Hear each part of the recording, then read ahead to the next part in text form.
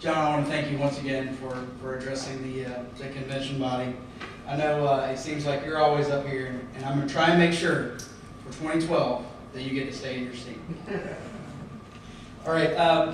One of the things that Lance talked about was the earlier SPLOS in 2005. He talked about it passing by 114 votes. One of the things that he left off was this was a special election. It was literally the only issue on the ballot. When we looked at the returns, over 40,000 people voted. There were 238 ballots where people had gone to the voting booth, put their card in to the voting machine, and they didn't choose yes or no and click cast ballot. Does that sound plausible to you guys? Would you go? One of the things that we wanted to talk about today, and I bring quite possibly the best expert that we have access to here in the state of Georgia. He works with Voter GA. It's voterga.org, right? Is Mr. Garland Favorito.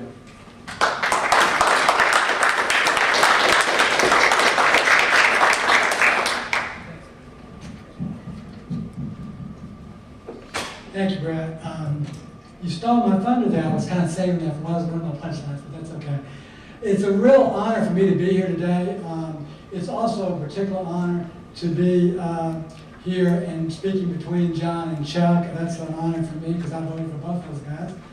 I am actually the elections director of the Georgia Constitution Party. However, as many of you know, and David Shock will attest, I probably worked as hard as anyone in this room to get a Libertarian elected in 2010, and that was David Chastain for Secretary of State.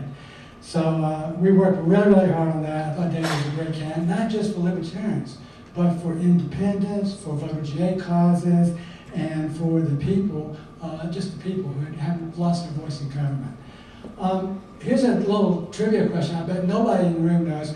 Do anybody know where Voter GA was born? I didn't think so. I don't even know if David knows this. Voter GA was actually born at the state headquarters in 1776 Peachtree Street, Libertarian state headquarters, right here in Atlanta. Garrett Hayes and Jim Bell were there that day. I think a lot of you know them. And it was formed specifically to make a legal challenge to the voting machines here in Georgia because we were not getting any legislative help, and we certainly weren't getting any help from the executive branch. So let me just quickly start off with a quote that you probably heard before. It's been attributed to Joseph Stalin. It says, "He who casts the votes controls nothing. He who counts the votes controls everything." So what I would like to do is just give you raise the question, are our votes really being counted, as Brett has alluded to? When they implemented voting machines in 2002, the voting machines do not have what we call voter verified paper ballot audit trail. So the chain of custody has been broken from the voter with the ballot that's turned over to the elections officials for counting.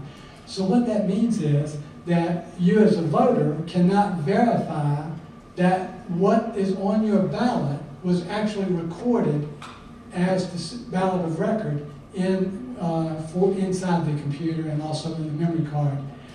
So you have no security in that regard. If you're an elections official, as some of you here may be, there's no way to audit the totals that produced in these machines. So the vote counting acts in election night it can be questioned. And as many of you know who are candidates, there is no direct physical evidence of voter intent that's retained for recounts. So therefore, you can only reprint previous unverifiable results. So essentially, fraud and errors are now virtually undetectable statewide. And thanks to some of the libertarians, I know y'all got that into the party platform and have been a very, very strong advocate and supporter of voter GA causes. Quite a few of you, David Garrett, Jim Bell, I can just go on and on and on with libertarians that are really, really concerned about this issue. So I'm pretty much preaching to the choir here, I know, but there's a couple of folks the Libertarians are probably not aware of the issues that we've had with these machines. So let me quickly recap a couple of things. First of all, thanks to Garrett Hayes, former gubernatorial candidate, we found out that in 2002, 3,256 test votes were added to the live election results in Cobb County. In 2005, Lance, I don't think y'all really lost that election, because as Brett mentioned, there were actually, I think, about 285 blank voted ballots in that election. It was decided in that Cobb lost by 114 votes. And as Brett said, that was the only issue on the ballot. So why would 285 people walk in, get their card, go to the machine, not cast a vote? There's no legitimate explanation for that. Again, we thank David Chastain for that work. David did all the research on that. He probably spent about 100 hours of his own time. He's been all over that issue, and all of the work that we used has come from David originally. In 2008, same thing happened again. 947 test votes were included in live election results for Lowndes County. And they blamed a voting machine technician who was not even present during the accumulation, the reconciliation. It really had nothing to do with it. Spent a lot of time. I spent about 100 hours in that case, and we got her off. So in 2008, another a remarkable situation occurred in Douglas County. All 25,000 election day ballots were placed into a spreadsheet, reviewed by an election board member in the comfort of his own home. When they got the totals right, they brought them back and entered them into the GIM server before the results were accumulated. They never actually recertified that. Now, this is actually from the Secretary of State's own Inspector General's report on that particular case. Our current Secretary of State, Brian Kemp, allowed them to get away with that. However, they have recently been hit in Douglas County with 25 new charges, and that was in regards to their 2009 SPLOS. And a lot of the things that Lance talked about, they have been found and are being charged with. So that's a very interesting case, Lance, that you probably want to look at. I'll be publishing more on that very, very soon. Again, Jim Bell, another Libertarian, had a lot of work on that, as well as James Quarterman, who's a chair of the Democratic Party out there. And here's one that I think all Libertarians will be interested in. In 2010, a Georgia Supreme Court candidate got 733,770 votes, 35% of the totals. But she did not campaign, didn't advertise, didn't have a website, didn't take donations, didn't respond to surveys, didn't accept media requests, and she didn't even register her contact data, phone information with the Secretary of State's office. So as a Libertarian, I think y'all probably know how difficult it is to get votes. The question is, how did she come up with 733,000 votes? The machine, that's what they recorded for her. So I started to look into this case, and I found that you'll be very interested in this. In nonpartisan three-way races, only three-way races, unverifiable electronic votes percentages appear to be shifting up from the lower candidates to the top candidates. Now, I started to analyze the data, and I found that it was not true in the 5, 4, and 5-way nonpartisan races, only in the three-way races. And I looked at that. The way that we determined this is because there was a dramatic percentage difference in absentee ballots versus the electronic vote counts. So there would be 20, 30 percentage point difference in those counts. Now, do y'all remember the famous Alvin Green case up in South Carolina? How many of y'all remember that one? So, Alvin, good. So we had the very, very same situation. Alvin Green was declared the winner in that case, 60 to 40%, near landslide over Vic Law, who ran a very, very professional campaign. Yet the absentee ballot count was a clear, solid 55 to 45% margin for Vic Law. So it was a complete reversal in the verifiable votes versus the unverifiable votes. And I can tell you that because I did a lot of the analysis that he presented in his protest. So I haven't had time to analyze all of the three-way races, but it would be good if any Libertarian had enough time, you could go and analyze all the three-way races in 2010 in the state election. You might be able to find some discrepancies that apply up into some of the Libertarian candidates running in the partisan races. That'd be a great task. I don't really have time to go through all the history of what happened, but in a nutshell, the way we got these machines, Kathy Cox signed a $54 million contract to buy the voting machines. They did not have an independent audit trail of each vote cast. We didn't know that. That was actually against the law at the time. We didn't realize it. We challenged it legally. They said, well, it's over and done now. It's okay. Ray Cobb, the former KSU elections director, admitted that they didn't have the audit trail. Secretary Cox was warned a whole bunch from different state agencies and senators and so on, but she wouldn't have the purchase anyway. She was one of the potential problems, and her boss was Louis Massey. Louis was the voting machine vendor lobbyist for Diebold. Now, Massey went on to form, this is very interesting, Massey went on to form a partnership with Bruce Bowers, son of Michael Bowers, Massey Bowers lobbying firm. Well, Karen Handel came along in 2006, eloquently explained how she was going to solve these problems, then completely reversed her position in 2006 after she got elected. We found out that she was heavily, heavily funded by the Bowers family, the voting machine vendor lobbyist. She even installed the voting machine vendor lobbyist partner as her deputy. That was Rod Sins, who went on to fundraise for a gubernatorial campaign. Then, bringing us up to current speed, Brian Kemp was appointed Secretary of State. In his first debate with David, he said that if the legislature introduced a bill to fix this problem, he would lead the charge. 3 weeks later, the legislature did introduce a bill, HB 1215. He refused to support the bill. Brian also did not even admitted in a Jason Pye interview, lots of you know Jason, that he had never actually even read the ballot access bills, because we were also working on ballot access bills. And he did not even read those. And one of them was actually only a single page. 3 weeks later, he hadn't even looked at it.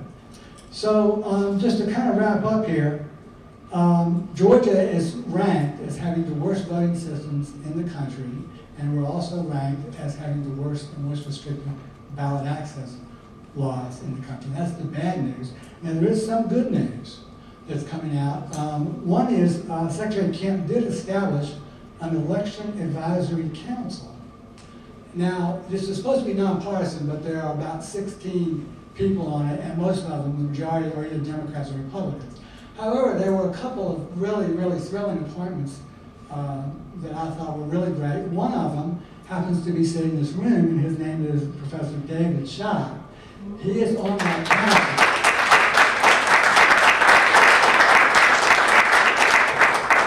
So we have an advocate and a voice there, and that's going to be great. I'm preparing a white paper of about 7 different nonpartisan election issues that I think are really important that they need to address, and their charge is to propose legislation.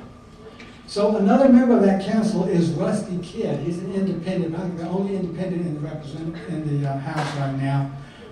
Rusty and I have been working with him on this, what was previously HB 1257 the last session. He's finally reintroduced it.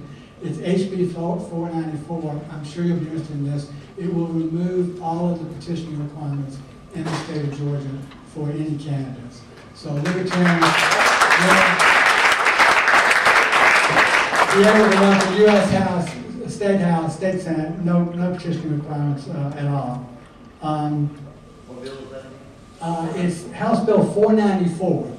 Now, the bad news about this is that the legislature is sitting on that thing. They're not going to let it out for this year until the advisory council does its thing. However, next year, we'll have a good chance to get a hearing for that bill. It's a really good bill. Many of you remember Michael Cartwright. He was a Libertarian, worked on ballot access for years. this bill, it really exceeds his expectations. It's better than even what he was trying to do. So I would like to suggest a strategy for us, and that would be to get all the legislators who have sponsored ballot access, and I've got their names, and for us to try to pound them to sponsor this bill this year. So as soon as the next session is open, we immediately press for a hearing. The trick in getting legislative heard is to have it in the hopper on the day that the session opens, which we will have it in. Press for a hearing immediately when their schedules are not jammed. And we have a good chance of getting a hearing. If we get a hearing, there's a lot of people on the House Government Affairs Committee who are our friends, and I think they will vote to pass this out, and we'll get it to the floor. So that would be my suggestion of what we can do. I'm going to stay around for dinner and take any questions. If we have time now, I'll take them. If not, I'll be there. I'll leave it up to Brad. Yeah, wait, is it just Lance? Is there just one question? We can do one. Yeah, in the 2005 election, another thing happened, and I'm wondering if you have an explanation for this. Around 9 o'clock, the votes stopped coming in, and we were ahead by about 52%, with 70% of the votes counted. Yes. The reporters were actually calling me and saying, hey, Lance, it looks like you won. And statistically, we did an analysis, and it looked like it would be impossible for us to lose with that kind of margin, and with only 30% of the votes coming in. 2 hours later, the votes started coming in from the western part of the county, and they were much more heavily pro-SPLOST versus anti-SPLOST. Could there have been some kind of a manipulation? And the reason for that, they said that there was a breakdown in the flow of information from the outer election districts into the election headquarters, and they had to put the votes on a CD. And I don't know IT stuff very well, as Fred will tell you, but that they had to put this on a disc and physically transport it there. Couldn't there have been opportunity for a lot of monkey business? You are absolutely correct. There could have been. I didn't even have time to go into all of those discrepancies, as you mentioned, and David has done a lot of research on this. But yes, absolutely, there could have been, but we have no way to determine it because we have nothing that we can recount. That's the problem. What you'll be interested to know is David Chastain spoke at a state election board meeting about this very problem. And Sean LaRua, the Inspector General, opened up a case to investigate that without ever telling him, then put it back on the agenda. This was when Karen Hannah was Secretary of State, and closed it out. We found out about it. We got down there and said, wait a minute, why are you closing this case out? You haven't even interviewed anything. They never conducted any investigation. And Sean LaRua shut that investigation off. And said that, yeah, you're right, we shouldn't have filed blank ballots. They never investigated any of the also discrepancies. So Sean LaRua was the subject of probably about 70 articles of impeachment in the House last year, and she has since been appointed by Governor Perdue to sit on the Fulton County as a state judge in Fulton County.